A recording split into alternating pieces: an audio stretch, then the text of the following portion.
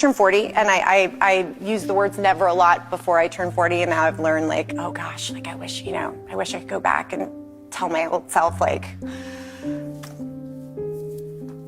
Oh, Kaylee.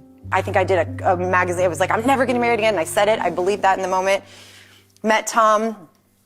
You know what, guys? Sometimes you just change your mind, and that's okay. There you go. Like, sometimes you change your mind. Yes. I feel like that it's kind of just what you were describing earlier, is that you never know. Yeah. I mean, look, I think stars, they're just like us. And I think that anybody who's been through a brutal breakup or a divorce, which is just a formal, brutal breakup, knows the feeling she's describing of just laying there and thinking, oh my God, I blew my life up. I blew my kid's life up. Like, I just blew the whole thing up. The whole thing's a mess. It's a million little pieces. It's never going to be okay.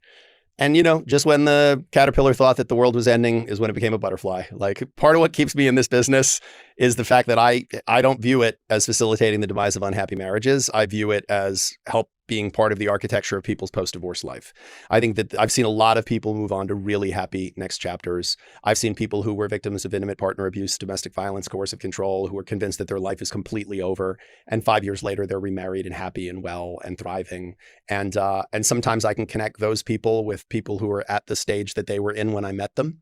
And they can see, okay, here's what your future could look like.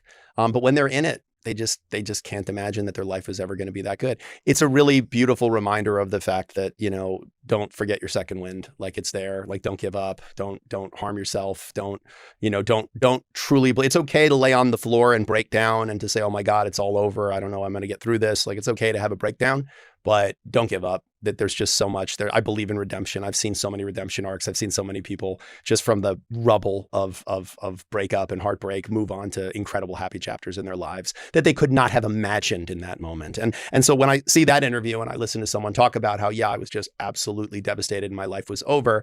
And now you look back at it and go, oh my God, I had no idea how great